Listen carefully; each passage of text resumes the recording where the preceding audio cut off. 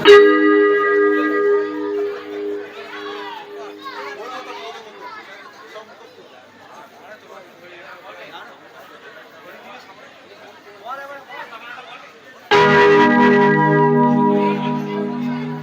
শ্রী ঠাকুর রামকৃষ্ণ পরমহংসদেবের আশীর্বাদ মাথায় নিয়ে শুরু করতে চলেছি আজকের নাটক ঝন্টু মামার ঝকমারি।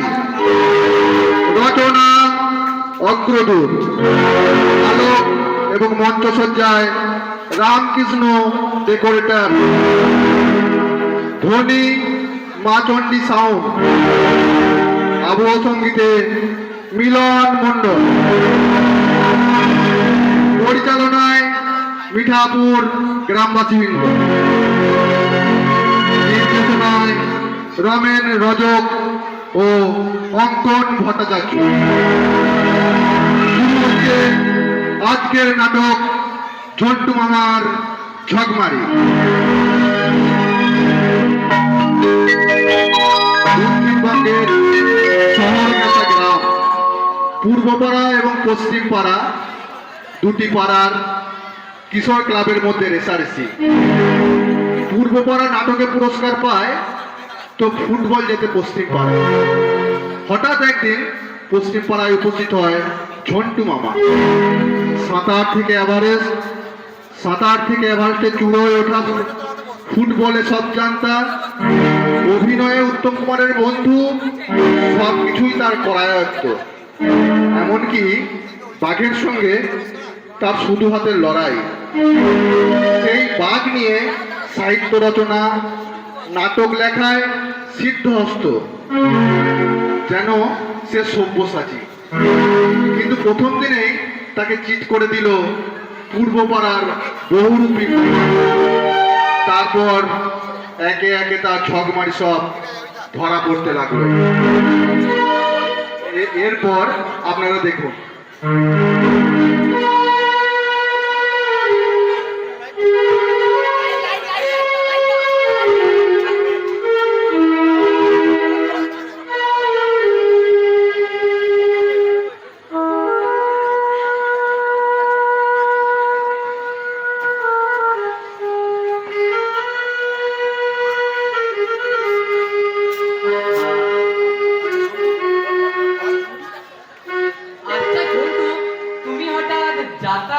চলে এলে কেন? 2 মাস আগে তোমার দিদির কাছে চিঠি দিয়েছিলে, মহা সুখে আছি। তা কি এমন হলো? এমন সর্বসুখ ছেড়ে সে অনেক গেল জানবো, দিদির সামনে তো বলা যাবে না, অসুবিধা আছে, পরে বলবো আপনাকে। কি সুখে যে ছিলাম জানবো। খাও নেবে। ওখানে তুমি কি করতে? মানে তোমার কাজ কি ছিল? যাত্রাকালে অনেক রকম কাজ আছে, যেমন চাকর বাকর। হিরো সাজতাম। হ্যাঁ, তুমি হিরো সাজতে? আই মিন নায়ক? হ্যাঁ, হিরো। সীতাপালায় রাম, লক্ষণ বর্জনে লক্ষণ, ছত্রপতি শিবাজিতে শিবাজি, সব মলাটের কাজ ছিল আমার। আফটার অল এই স্বর্ণাতে ছাড়া চলতুই না। বলো কি রে ভাইয়া, এই চেহারা নিয়ে ছত্রপতি শিবাজি? হে জানবো, তা আপনি আমাকে কতদিন বাদে দেখছেন? তা 10 বছর বাদে তো বটে। তা 10 বছর বাদে তো বটেই। তখন তোমার ছিল খাই খাই রং, আর তোর নাকে সিঁড়ি বাড়াতো। একটা লঞ্চ থেকে বলেছিল তো, সেই লঞ্চটাকেই খাবো। তাই নাকি? তারপর এমন চেহারা আমার হয়েছিল, অবাক হয়ে মানুষ চেয়ে থাকতো। তাই তো অকাল পক্ষ অপেরা আমাকে একবার লুফে নিল। বুঝতে পারেন, মাজা নিয়ে গেল। কি অপেরা বললে মামা? অকাল পক্ষ অপেরা।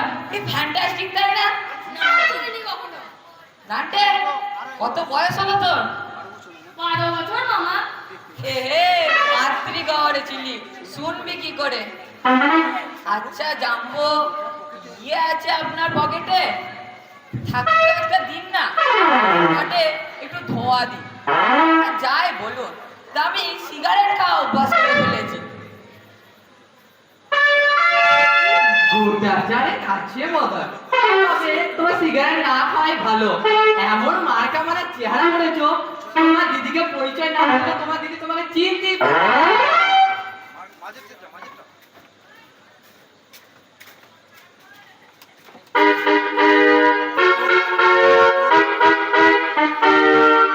নন্টে, কোন ক্লাস হলো তোর? 7। নান্টের কোন ক্লাস? কেন জিজ্ঞাসা করলে মামা? আচ্ছা বলতো, এশিয়া মহাদেশে কে প্রথম ইংলিশ চ্যানেল সাঁতরে বার হয়েছিল? পূর্ব পাকিস্তানের ব্রজেন দাস। তাই নাকি? ভুল ভুল, ওই ব্রজেন দাসের আগে এই ঝন্টু চন্দ্র মিত্র ইংলিশ চ্যানেল সাঁতরে বার হয়েছিল। তুমি?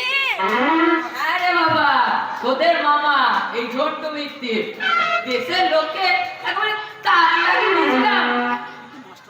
কিন্তু মাস্টার মশাইরা বলেছেন তাছাড়া বুক অফ নলেজে তো তোমার নাম নেই মামা। এ, তোদের মাতলু তো আর ওদের মতো হ্যাংলা না যে নিজে কাজ নিজেই পেটাবে। আসলে আমি কোনোদিন প্রচার চাই। আচ্ছা বলতো, মেয়েদের মধ্যে কে প্রথম ইংলিশ চ্যানেল সাঁতরে বার হয়েছিল? ভারতী ঘাট এশিয়ার প্রথম মহিলা সাঁতারু। এবারেও তোরা ভুল করলি। কিন্তু মামা, বুক অফ নলেজে পড়েছি যে আরতি সাহাই প্রথম মহিলা যে ইংলিশ চ্যানেল। ভুল লিখেছে। এশিয়ার প্রথম মহিলা সাঁতারু হাউ চাও মি, তোদের মামি, মানে আমার জাপানি বউ হাউ চাও মি। হাউ চাউমিন আমাদের মামি। হ্যাঁ, জাপানি মেয়ে তো। আমরা ট্রেনার ছিলাম, পরে বিয়ে হয় আমাদের। কি সুখে যে ছিলাম, হাউ প্যাথেটিক, ভাবলে আমার কান্না পায়। সে মামি এখন কোথায় মামা? মারা গেছে। করে মরলো। সে বড় দুঃখের ঘটনা বাবা। ও বললে চলো ডিয়ার এভারেস্ট চড়বো। আমি রাজি ছিলাম না, জিদ ধরে বসলো। নেপালের দিক থেকে 20,000 ফিট পর্যন্ত উঠলাম। তারপর হঠাৎ তুষার ঝড়, গোটা পৃথিবী অন্ধকার ডুবে গেল। পা পিছলে দুজনায় পড়ে গেলাম। জ্ঞান ফিরতে দেখি আমি হাসপাতালে বেডে শুয়ে আছি। সারা গায়ের অসহ্য ব্যথা আর ব্যান্ডেজ। উফ উফ, হাউ প্যাথেটিক। আর মামি? ওরা বললে মারা গেছে। উফ, হাউ চাউমিন আমার পৃথিবী শূন্য করে বাতাসে মিলে গেল। মামি মারা গেল, আজ ঘুমটি বাঁচাতে গেলে কি করে? কথায় বলে রাতে হরি মারে কে। আসলে আমার তো আর মৃত্যু যোগ ছিল না, তাই হিন্দি সিনেমার হিরোর মতো বেঁচে গেলাম। আচ্ছা মামা, মামার সঙ্গে কি ভাষায় কথা বলতে? কেন, জাপানি ভাষা? তুমি জাপানি ভাষা জানো মামা? হে হে, তোদের মামা জানে না পৃথিবীতে এমন কোনো ভাষাই নেই। ইংরাজি, ফরাসি, জাপানি, জার্মান। একটু বলো না মামা, আমরাও শুনবো। হ্যাঁ মামা, বলো না দু চারটে কথা। তোরা কি বুঝতে পারবি? বুঝতে না পারি, তুমি আছো তো বুদ্ধি যাওয়ার জন্য। হ্যাঁ মামা, বলো না প্লিজ। হ্যাঁ বাবা, আমরা বন্ধুদের বলতে পারবো। লাচামি বিং বং বং হাউ হাউ খাও। মানে মানে মানে মানে মানে জল চেষ্টা পেয়েছে, এক গ্লাস জল দাও খাবো। জল আনছো মামা? থাক থাক, তোরা বরঞ্চ পড়, আমি বরং এক কাপ চা খেয়ে আসি। আচ্ছা, তোরা স্কুলে নাটক টাটক নিশ্চয় করিস? হ্যাঁ, রবীন্দ্রনাথের দইওয়ালা। ও তোমার, ওসব আর আজকাল চলে না। আমি তোদের আধুনিক নাটক দেবো। দেখছেন, তবেই না নাটক জমবে। আমার লেখা একটা নাটক আছে, ধর বেটাকে গলি মরে। নাটকটা দেখলে পাবলিকের চোখ টেরা হয়ে যাবে। এই, তোমরা দাঁড়িয়ে রইলি কেন? বস। ওই ভদ্রলোককে। ঝন্টু মামা, তোদের পেরা মামা। হ্যাঁ, পৃথিবীর সমস্ত ভাষা জানে। এসে প্রথম নাকি ঝন্টু মামা ইংলিশে ছিল। যাত্রাগারে হীরা ছিল ঝন্টু মামা। আমার জাপানি বউ। দূর বোকা, জাপানি মেয়ে বিয়ে করেছিল, সেও নাকি ইংলিশ চ্যানেল পার হয়েছিল। পাহাড়ে উঠতে গিয়ে তুষার ঝড়ে মারা গেছে। ওই, ওদের নাম তো কোনোদিন শুনিনি। হ্যাঁ, নাটকের নাম রেডি কিনা খবরের কাগজে। শুনবি কি করে? মামা বলে আমি তো হ্যাংলা নয় যে নিজের থাক নিজেই পেটাবো। আসলে মামা কোনোদিন প্রচার চায়নি, অনেক গুণ আছে আমার। মামা যাত্রা দলের হিরো। তাই নাকি? নাটক লেগে শুনলি না? ধর বেটাকে গলি করে অনেক গুণ আছে বল। আছেই তো। জাপানি ভাষায় জল চাইলো, আমরা চাই বুঝতেই পারলাম না। কি বললো? মনে নেই। সংস্কৃত মতো মটো মটো খংকং চং। এই নামে তোর মনে আছে? না দাদা, মামা আসুক, জিজ্ঞাসা করবো। আচ্ছা চন্দন বল, আমরা তো সরস্বতী পুজোয় একটা নাটক করতে পারি। নাচ গান আবৃত্তির সঙ্গে ছোট্ট একটা নাটক। পারি তো। পূর্ণিমা চৌধুরীরা কি একটা নাটক ধরেছে। ওরা যদি পারে আমরা কেন পারবো না? ওরা নাটক করে, আমাদের সুযোগই দেয় না। বিশেষ করে ঝন্টু মামা যখন আমাদের সঙ্গে আছে তখন দারুণ হবে ব্যাপারটা। কিন্তু ঝন্টু মামা কি পুজো পর্যন্ত থাকবে? আমরা আটকে রাখবো একটু। আমরা হাতে পায়ে ধরে আটকে রাখবো। সরস্বতী পুজো আর 1 মাস বাকি। এর মধ্যে আমরা শোন, চা খেতে খেতে একটা নতুন আইডিয়া মাথায় এসেছে। ধর বেটাকে গলি মোড়ে নাটকটা অনেক বড়। তোদের আমি একটা নতুন নাটক লিখে দেবো। নাটকের নাম হবে ঝন্টু মামার ঝাপড়ি। হাসি কান্না সবই থাকবে, ঠাসুম ফুসুমও থাকবে। চেষ্টা করবো ভূত পেটকে মঞ্চে এনে পাবলিককে চমকে দিতে। দারুণ হবে না তো মামা। আমাদের এই দক্ষিণবঙ্গে এরকম নাটক আজও হয়নি। আপনি লিখুন ঝন্টু মামা ঝাপড়ি। আমরা অভিনয় করবো, আপনি পরিচালনা করবেন। দারুণ দারুণ হবে।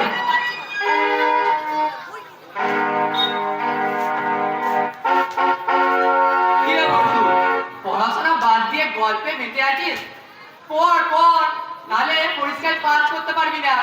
এই সাধু তো আর পালিয়ে যাচ্ছে না, ওর শরীর ভালো নেই, 2-4 মাস থাকবে। আপনার হাতে ওটা কি বই জানবো? সুন্দরবনের গান তোমার দিদি আনতে বলেছিল, তাই লাইব্রেরি থেকে নিয়ে এলো। পড়বে নাকি? দিন একি এ যে আমার লেখা। প্রকাশককে পড়তে দিয়েছিলাম, চিপি ছাপি দিয়েছে। তোমার লেখা? তোমার নাম নেই তো? লেখকের নাম তো সব্যসাচী, তোমার নাম কোথায়? আরে সভ্যসাচী তো আমার ছদ্মনাম, পুরো বাস্তব ঘটনা। আপনি পড়ে দেখবেন, এতটুকু কল্পনার আশ্রয় নেই। দারুণ মজা পাবেন। আজই প্রকাশককে চিঠি লিখবো, রয়্যালিটিটা পাঠিয়ে দিতে। ঠিক আছে, তোমার পড়া হলে আমাকে দিও। আমার স্যালুটে এত ভালো লাগলো, আমার তো জানাই ছিল না। বইটা বন্ধুদের দিয়ে পড়াবো, পড়া হলেই আমাকে দিয়ে দেবে। প্রকাশক হলো ভারী বজ্জা, বুঝলি মন্টে? কেন মামা? ওরা তো তোমার ভাই ছাপিয়ে দিয়েছে। আরে দাদা, তুমি তো আমাদের পাত্তাই দেয়নি। বললাম পড়ে দেখুন, ভালো না লাগলে ফেরত দেবেন। বললে কি না আমাদের অত সময় নেই। চলিয়ে আসছিলাম, পাশে একজন বসেছিলেন, বললেন দেখে যা, তবে গ্যারান্টি দিতে পারছি না ছাপা হবে। এবার গিয়ে চেপে ধরবো, কমিশন দাও। আপনি বাদ দেখেছেন? তুই কি বোকা রে চন্দন? মামা বাস্তব ঘটনা বলছে, চোখে দেখেই তো মামা লিখেছে। আচ্ছা মামা, আপনি তো আগে এই দক্ষিণবঙ্গে আসেনি, তাহলে বাঘ পেলেন কোথায়? অভয়ারণ্যে আপনি সামনাসামনি বাঘ দেখেছেন মামা? দেখেছি মানে বাঘের সঙ্গে খালি হাতে লড়াই করেছি।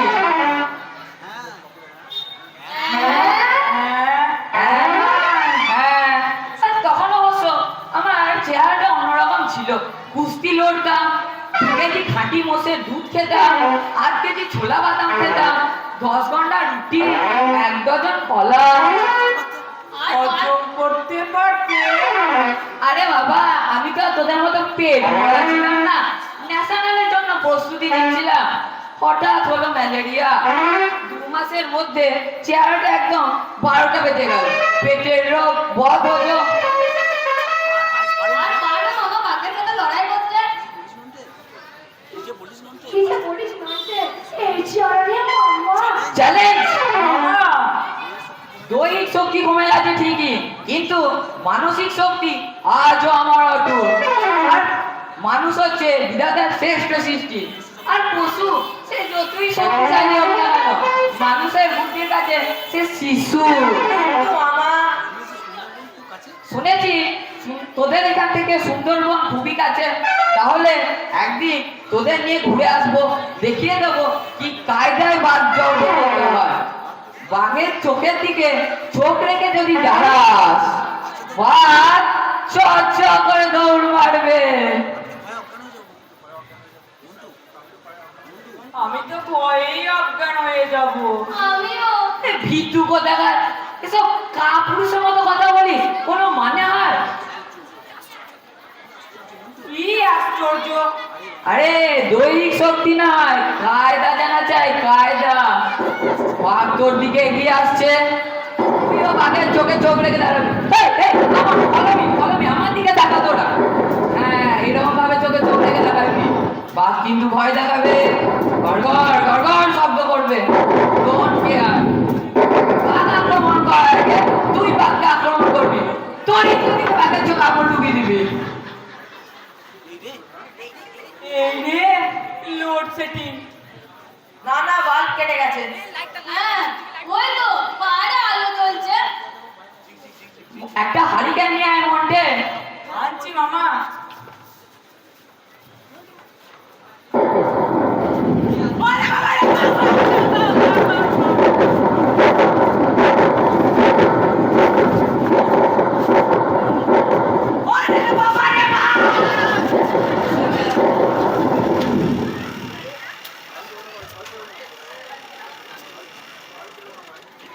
আরে দূর, ভয় পেও না ভাই, আমি তোমাদের বোমাদা। আরে ব্যোমকেশ বাঘ, বহুরূপী। আরে এটাই আমার নেশা। এতদিন কালী সেজেছি, দুর্গা সেজেছি, শিবও সেজেছি। তোমরা যে ভাই এইভাবে ভয় পেয়ে যাবে আমি বুঝতে পারিনি। কাজ হয়েছে ভাই, হাত জোর করে তোমাদের কাছে আমি ক্ষমা চাই। তোমাকে हम चले बताएगा, এমন প্যানেলে দেখে না হায় হায় টের পাएगा কত ধান সে কত চাল হতা। নেহাত আমার শক্ত না, তাই ভয় পাইনি।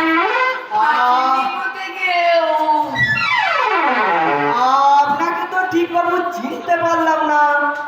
চিনেগা হারে হারে চিনেগা। আমাকে তুমি হিজিবিজি পায়। খবরদার পালাবে না, পালাতে জায়গা তো বিস্কেট ছাতু বানা দেগা। ছোট্ট ছোট্ট বাচ্চাকে ভয় দেখায়গা। ও আমার ঠ্যাংটা। আপনি তো বাবু বাচ্চা নন, আপনি কেন লাভ দিলেন? I don't know. I kill you. Understand?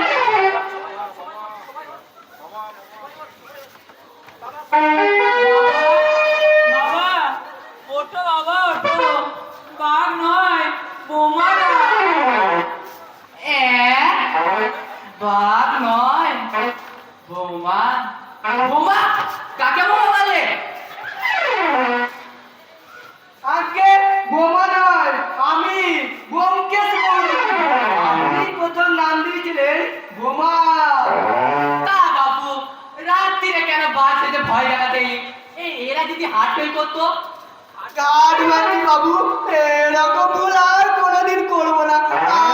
আপনি আমাকে ছেড়ে দিন please। ছেড়ে দেগা হারামজাদা, পাজি উল্লুক বল্লুক, পিসকে ছাতু বানা দেগা। আমার নাম ঝন্টু মিত্রে, বাঘের সঙ্গে আমি লড়াই করেছি খালি হাতে। তা তো দেখতেই পেলাম, ওইখানে লাভ দিয়ে ঠ্যাং ভাঙলে। জাম্বো আমাকে ধরুন জাম্বো। যদি মাথায় রক্ত উঠে আছে, একটা বিচি কাণ্ড হয়ে যাবে। ট্যাংটা বোধহয় ভেঙেই গেল। ওরে দিদি রে, কেমন মায়ের পেটের মন তুই, একটু চুল হলুদ গরম করে নিয়া। কি যন্ত্রণা। আরে ধুর, কিচ্ছু হয়নি, পাঁচিল ডঙ্গা থেকে একটু পাটা মচকে গেছে। তা ওরকম হনুমানের মতো লাভ দিলেন কেন? কি আমাকে হনুমান বললি? পিটিয়ে তক্তা বানিয়ে দেবো। কি যন্ত্রণা। ওরে দিদি রে, কেমন মায়ের পেটের বোন তুই, একটু চুল হলুদ গরম করতে তুই কি হলদিয়া চলে গেলি? ঠিক হয়েছে।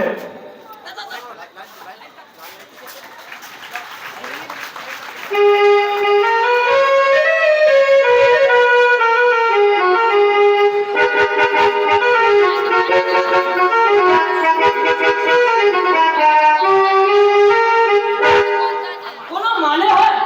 একটা ছেলেও আছে, সবাইকে আমি বই বই করে বলে দিয়েছি কেউ প্র্যাকটিসে ফাঁকি দেবে না। মাঝে মাত্র 4টে দিন বাকি, অথচ অথচ এই বাবুদের দেখা নেই। লজ্জার কথা। তুই ঠিকই বলেছিস, প্রতিবার আমরা ফাইনাল উঠি আর ওই প্রতিপক্ষ পশ্চিম পাড়া ফার্স্ট ক্লাস রকমের আর আমরা আঙুল চুষি। হ্যাঁ, আমাদের এসআরএসি ইস্ট বেঙ্গল মোহনবাগানের মতো। ওই মন্টুটা গত বছর হ্যাট্রিক মেরেছিল। কি উল্লাস আর কি নাচানাচি, যেন যেন বাইচুং ভুটিয়া। আর চুপ কর। কিসে আর কিসে তামায় আসছে। মনটা প্রথম মনে ছিল অফসাইড। রেফারিকে কে ম্যানেজ করেছিলেন? ওই অবনী বাবু। এইসব এইসব অভিযোগ করে কিছু লাভ আছে? খেলায় হার জিত আছে, তাছাড়া রেফারির নির্দেশ মানতেই হবে। কিন্তু মন্টু যে ভালো খেলেছে সেটা সবাই বলছে। আর না বুঝছিস রে, মন্টু ঢাকটা যখন তুই বাজাচ্ছিস তাহলে চলে গেলেই পারিস ওর পশ্চিম পাড়ায়। কি আশ্চর্য, সবাই বলছে মন্টু দারুণ। সবাই বলছে বলে তুইও বলবি? এটা তো আমাদের নিজেদের ক্লাব, তাছাড়া হারের লজ্জা মানে সকলে, এমনকি বর্তমানে দলের ক্যাপ্টেন। কিন্তু কিন্তু দুঃখ তারা সবার। তুই দেখে নিস, আমরা ওদের 5 গোল মারবো, আমি হ্যাট্রিক মারবো। যদি যদি না করতে পারি তবে ফুটবল খেলাই ছেড়ে দেবো। তুই বড্ড